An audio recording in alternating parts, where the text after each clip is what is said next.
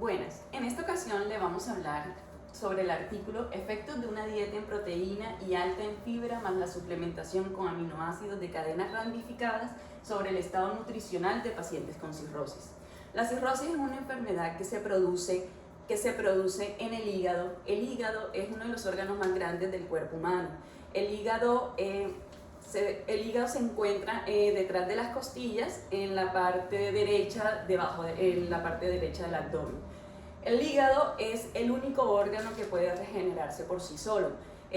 A partir del 25% de su totalidad, él puede crear una regeneración a través de la telemerasa, que es una enzima que se encuentra en grandes cantidades en las células hepáticas, los hepatocitos.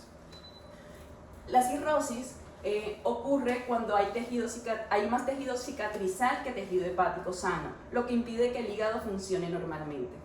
Es una afección a largo plazo. El daño del hígado se va acumulando con el tiempo. Cuando hay cirrosis, el tejido cicatrizal disminuye la circulación de la sangre en el hígado y con el tiempo el hígado deja de funcionar de la manera que debe hacerlo. En los casos graves, el hígado está tan dañado que deja de funcionar, lo que conoce como insuficiencia hepática. Y a raíz de la insuficiencia hepática es cuando el hígado deja ya de regenerarse por completo y hay que hacer un trasplante de hígado. Una de las causas más comunes de la cirrosis sería la hepatitis y otros virus, el consumo excesivo y prolongado de alcohol y la enfermedad del hígado graso no alcohólico. Sí, esto sucede por el sistema metabólico de las alteraciones metabólicas. Otra de las enfermedades hepáticas está la encefalopatía hepática. La encefalopatía hepática es una complicación muy perjudicial que se presenta en el 50 y el 70% de los pacientes con cirrosis. Es un síndrome de deterioro de la función cerebral, en gran parte reversible, que puede conducir a un espectro de trastornos neuropsiquiátricos que van desde la disfunción cerebral subclínica hasta el coma. Es decir, que la producción de amonio por el intestino y su liberación en el sistema circulatorio portal son ahora un factor clave para interrumpir el sistema nervioso central y producir alteraciones.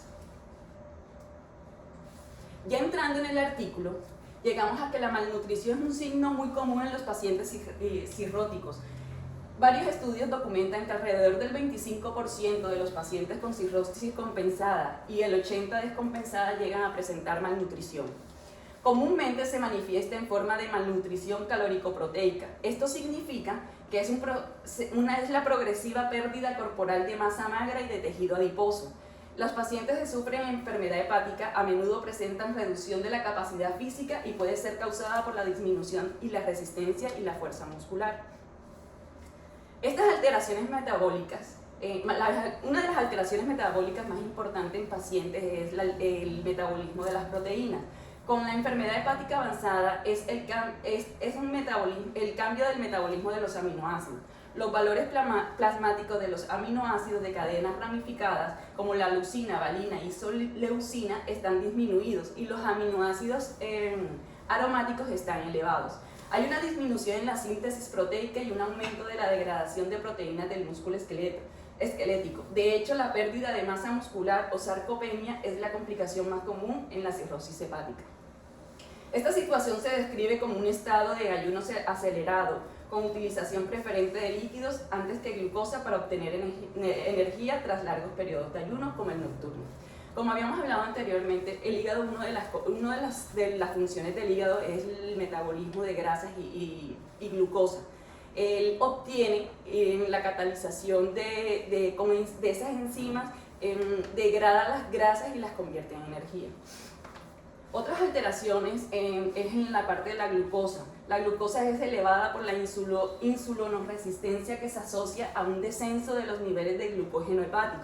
El glucógeno hepático y muscular lo que condiciona una menor disponibilidad de glucosa como sustrato energético de una precoz utilización de grasas y proteínas como fuente energética. Los lípidos aumentan la lipólisis, la disminución de la concentración de triglicéridos, fosfolípidos, colesterol, ácidos grasos y polisaturados. Este desbalance entre la síntesis y el catabolismo graso provoca la degradación de las reservas del tejido adiposo. Los seres humanos mantenemos un almacenamiento de tejido adiposo, la cual es utilizada en momentos de ayuno prolongado para la producción de energía.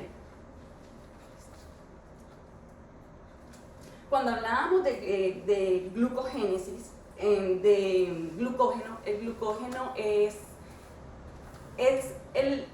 la que ayuda a producir la energía a través de la glucosa.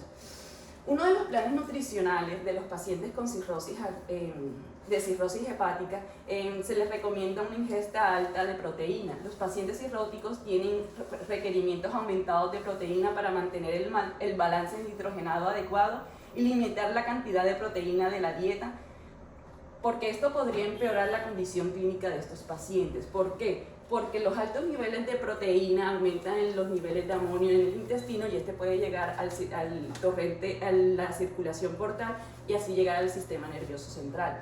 La ingesta alta de fibra provee al paciente un beneficio múltiple, funcionando como probiótico, promoviendo así el crecimiento de bacterias benéficas y limitando el crecimiento de bacterias dañinas y su producción metabólica perjudiciales, incrementando el tránsito intestinal, lo que puede ser útil de los pacientes cirróticos con encefalopatía hepática, ya que el amonio llega al torrente circulatorio portal por medio del intestino.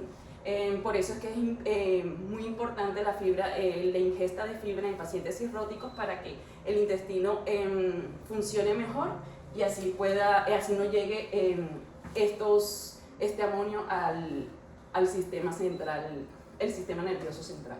La ingesta de aminoácidos de cadenas ramificadas, los principales son la leucina, la isoleucina y la valina. Los beneficios potenciales de los aminoácidos de cadenas ramificadas en la cirrosis van más allá de la mera mejoría del estado nutricional. Sus efectos incluyen la mejora de la tolerancia a la glucosa, del estrés oxidativo y de los marcadores inflamatorios. Es decir, que los aminoácidos de cadenas ramificadas ayudan a la cetogénesis y a la glucogénesis, que sería la oxidación de ácidos grasos y la síntesis de glucosa. Ya entrando en el artículo como tal, se tomaron dos grupos, se tomaron pacientes aleatorios de enfermedad cirrótica hepática. Estos se dividieron en dos grupos, de 72 personas. Cada uno de 37 y otro de 35. El primer grupo se le suministró una dieta alta en proteína y fibra, con una alta de proteína y fibra y de aminoácidos de cadenas ramificadas. La proporción que se utilizó fue de 1.2 gramos sobre kilogramo de proteína y 30 gramos de fibra más la suplementación con aminoácidos de cadenas ramificadas. El otro grupo se le administró una dieta de proteína y fibra de 1.2 y de 30 gramos de fibra. A este segundo grupo no se le suministró aminoácidos de cadenas ramificadas. El suplemento de aminoácidos de cadenas ramificadas se proporcionó en sobres individuales de 110 gramos, una papeleta por día. Los pacientes asignados al grupo de intervención recibieron 30 sobres al mes por un consumo diario de 110 gramos.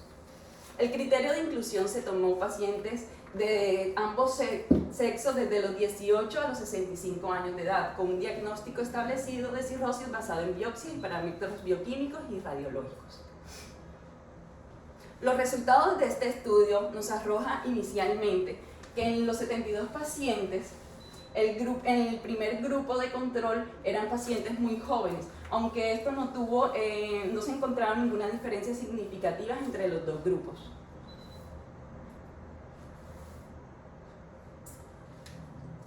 En el segundo grupo se elevaron los niveles de amonio y de glucosa al final del periodo de estudio y no hubo diferencia significativa de ninguno de los grupos, reflejando la seguridad del suplemento de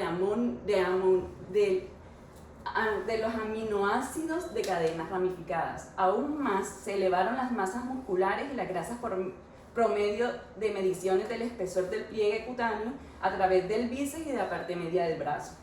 El grupo que se le suministró los aminoácidos de cadenas ramificadas mostró un incremento de masa muscular y de una disminución del pliegue cutáneo de los tríceps en la masa de la grasa. Este hallazgo no se observó en el grupo de control, es decir, que los aminoácidos de cadena ramificada ayudan al incremento de la masa muscular en pacientes cirróticos. Después de que se realizó este estudio, se arrojaron unos exámenes para poder corroborar los niveles de amonio y de glucosa que tenían los pacientes y no hubo ninguna alteración que pudiera llevar a una encefalopatía hepática.